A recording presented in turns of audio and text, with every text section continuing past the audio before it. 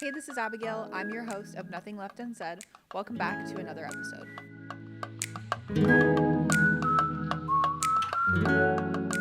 Now, I am a Gen Z millennial cusper, but it is a big week for millennials who are fans of music. Hilary Duff is releasing a new album for the first time in years. And also, this is something I'm more excited about. Happy Hayley Williams is going on tour week for all who celebrate. I have all my alarms set to get the pre-sale code and buy tickets when tickets go live at the end of this week.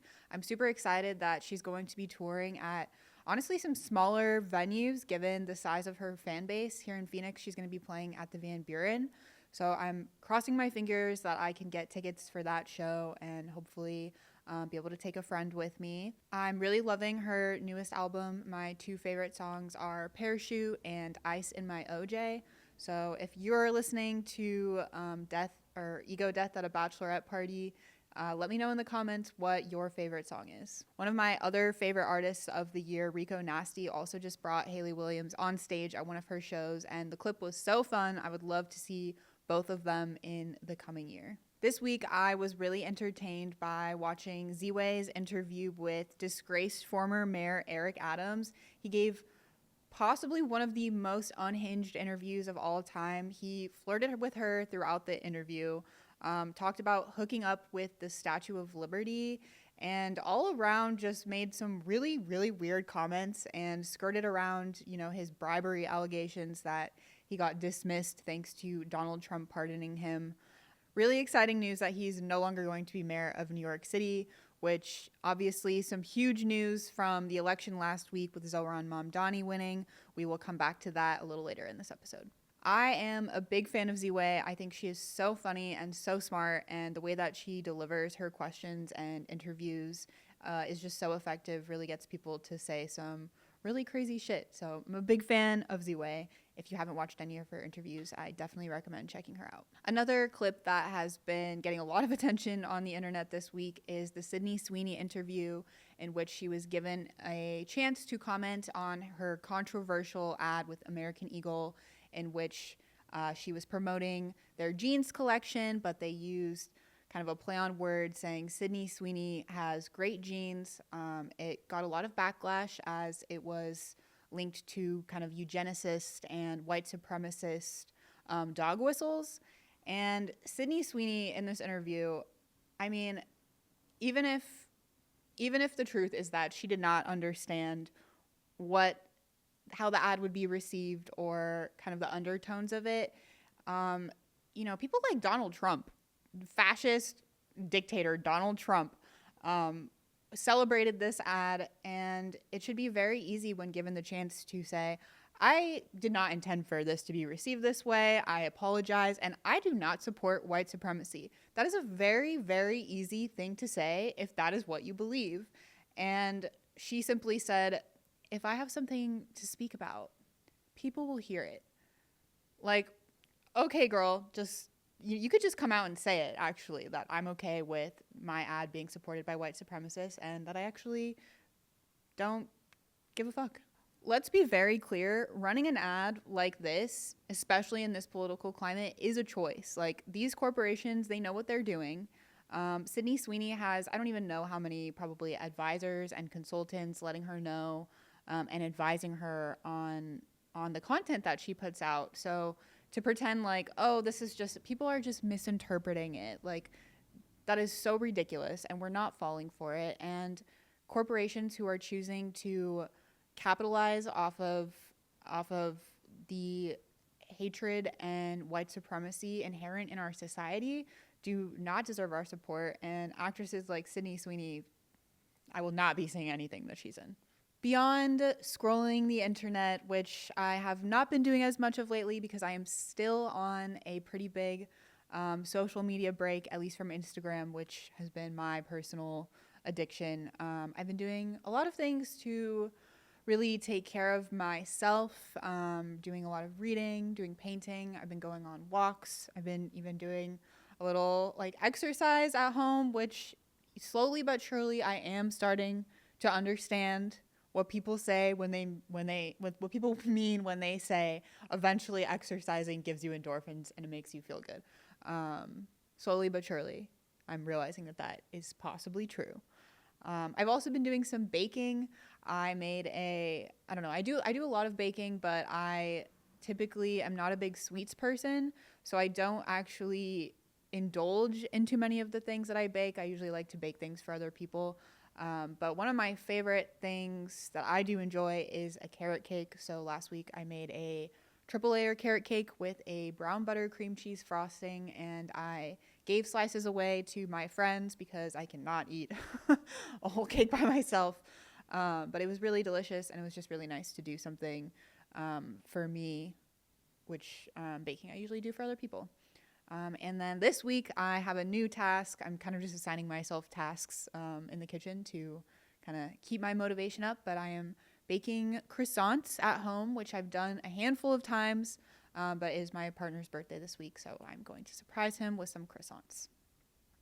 If you like to bake, let me know what baking projects you have queued up, especially as the weather cools down a little bit. In Phoenix, it's still like 87 degrees, and it has been for several weeks, but hopefully soon we might get, some 70s. That would be nice.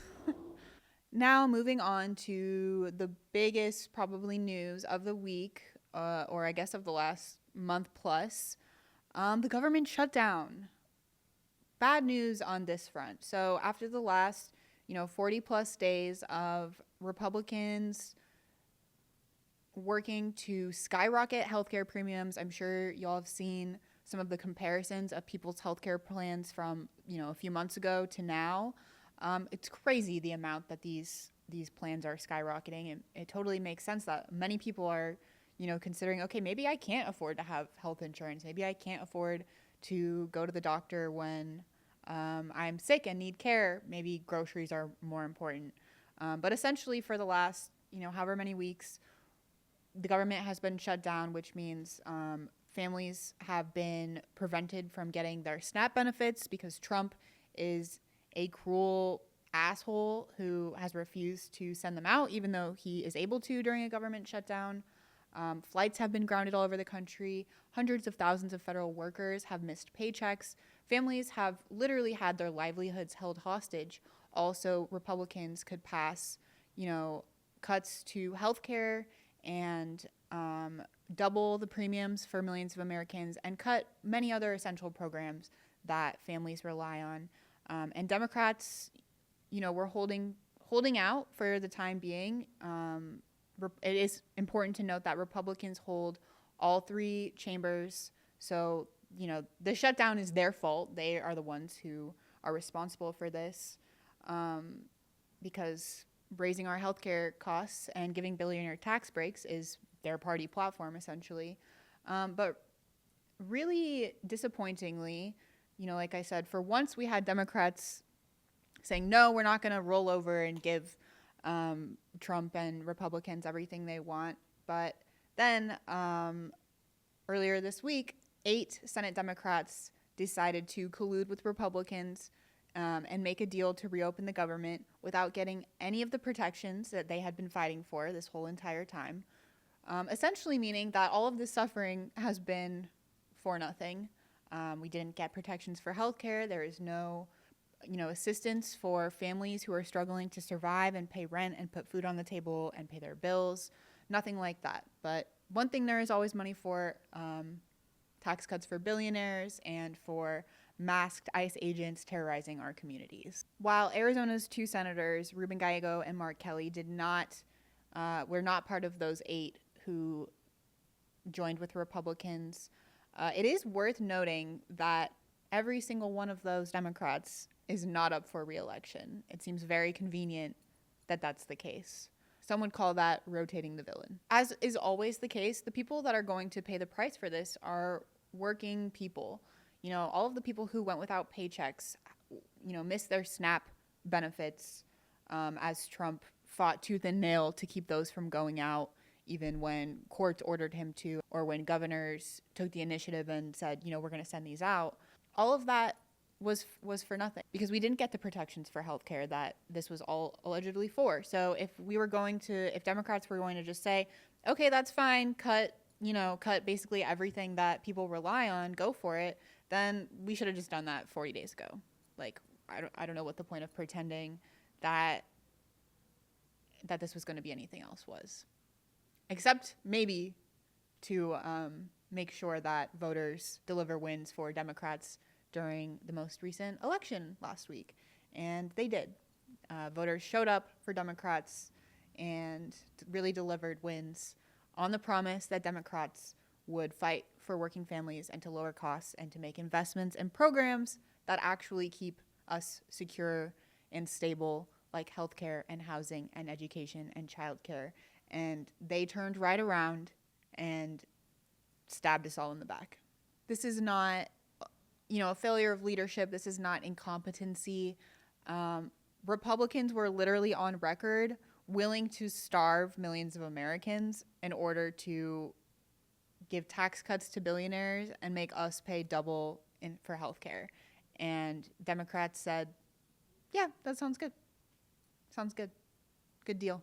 Trump himself said it was a great deal. If Donald Trump is saying that the deal he got with Democrats is a good deal, they're not functioning as an opposition party. Donald Trump should not be saying that he got a good deal from Democrats. Meanwhile, of course, the Trump family continues to grow their wealth. Elon Musk is going to get $1 trillion pay package from Tesla. ICE is still out on the streets terrorizing communities. They're ripping people out of daycares. It is absolutely horrifying. But there's always money for that. Meanwhile, Trump is busy building a $350 million golden ballroom and throwing Gatsby parties paid for by his billionaire donors from our favorite corporations like Meta and Google and Amazon.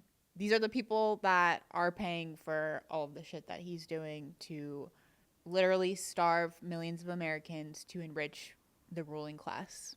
Meanwhile, in Palestine, Israel is continuing to use our tax dollars to inflict horrifying violence upon Palestinians in Gaza. They just set off a series of mini nukes, which they're saying are don't worry guys, it's not nuclear weapons. They just produce nuclear weapons-like effects. What the fuck? This is completely unacceptable, and I would really love to know what happened to the ceasefire that Donald Trump spent so much time bragging about. I thought we were at peace now. Now moving on to a little bit of hope and some good news. Let's talk about the elections last week. Those were pretty good. Obviously, really exciting news coming out of New York City with Zohran Mamdani winning the race against disgraced former governor Andrew Cuomo. This should be a big learning lesson for the Democratic Party. Voters want policies that make our lives easier, make things more affordable, actually address the crises that we face, like the affordable housing crisis. We want public transportation, we want childcare, we want all of these socialist ideas. Will they learn from this lesson? Will they take Zohran's leadership? I certainly hope so. It's really inspiring to see, this is a guy who started polling in the single digits, and now at the age of, I think, 34, 35, his transition team is all female-led, mostly women of color, and, the billionaires are talking about fleeing New York City, so already he's having a great impact.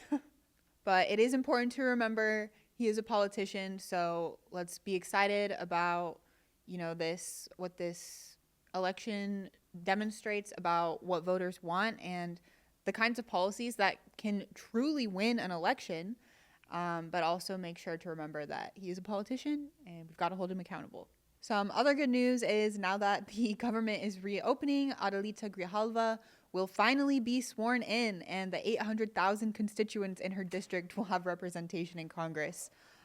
If you'll recall, Speaker Mike Johnson was refusing to swear her in There was speculation that this was all part of an attempt to help cover up the Epstein files, as Grijalva would be the final vote needed to release those files. But today, Democrats anyway decided to release a new dump of Epstein emails. And this will be no surprise to anyone, as we already know that Trump is a sexual predator and a creep and makes tons of but one of these emails specifically says that Trump knew about the girls. So if anybody was still doubting the fact that Trump knew that his bestie Jeff Epstein was trafficking underage girls, look no further. But I'm sure the Republican base will still find a way to, stick their fingers in their ears and cover their eyes and whatnot. But so disgusting. The people that are in charge of our government are pedophiles and predators, and they will always, always, always, always cover up for each other. Other amazing news from the election, particularly in Arizona, Prop 409 passed, which provides funding to Valleywise, which is Maricopa County's only publicly run hospital. Obviously, that's super important given that most of our hospitals are for-profit and are corporate run. Really important that people can get access to healthcare regardless of their income. So really excited to see that voters approved that, even though it was only by, I think, a few thousand votes. So really important to get out there for your local elections. They make a huge difference. In Tucson, voters really showed up to support mutual aid, overturning an ordinance that put restrictions on food shares in local parks. This is such a huge deal. We had a similar issue in Tempe that is currently in the city of Tempe that is currently ongoing. But, right now we're living in a literal time of systemic collapse of the American empire. We need mutual aid groups and, food shares and community members who are committed to showing up for their community when politicians abandon us.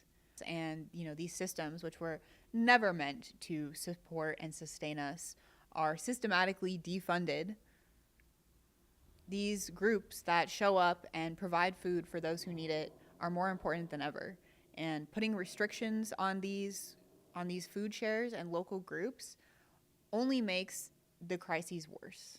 And so policies that seek to restrict that type of community collaboration are inhumane, they're cruel, and they're intentionally that way.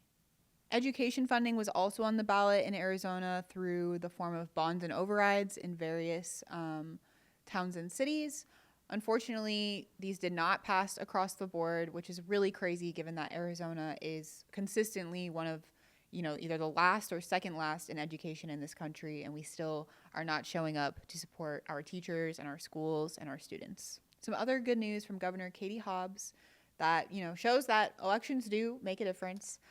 Is that Arizonans will receive prescription drug discount cards, helping to lower the cost of prescription drugs for both generic and name brand medications. And finally, in light of the news that Starbucks workers are going on strike to win better pay and benefits, for those who don't know, the CEO of Starbucks made literally 6,666 times more than the average Starbucks worker. And does that seem coincidental? I don't know. I'll let you be the judge. But these workers deserve to make a living wage. And while they are striking, and even while they're not striking, because we do not support Starbucks, because free Palestine, I just wanted to go over a few of my favorite coffee shops and tea shops in the Valley for those looking for alternatives. Always a popular one is Brick Road in Tempe. They are super LGBTQ friendly, and they are always supporting, political causes in the community. I also went recently to Songbird in downtown Phoenix. They have a really nice patio and a really good matcha lemonade if you are a fan. I also really like Lola Coffee downtown. They also have a good matcha lemonade. I'm apparently really in my matcha lemonade era, but all good places to check out if you are looking to avoid Starbucks, which, their coffee's not good anyway, and their chai tastes like milk. So free Palestine. One thing that has been really encouraging to see in amidst Trump refusing to pay out SNAP benefits and, people are struggling to put food on the table, is just the way that the community has come together in order to share food resources, to support food banks, to, many local organizations doing their own food drives, the mutual aid efforts that are already ongoing in the community, like Food Not Bombs. Make sure to, donate if you have the money, donate your time if you have that, and keep sharing those resources pages, because even, once SNAP benefits go out or once the government reopens, we unfortunately are living in a time in which this shit is going to keep getting bad, and our systems are not meant to support us or keep us alive. And so it's up to us to do that. And there's plenty of really amazing organizations and groups that are worthy of your support. Thank you for joining us for another episode of Nothing Left Unsaid. Make sure to like, subscribe, share the podcast with all of your friends. Every engagement really does help. So thank you so much, and we'll see you next time.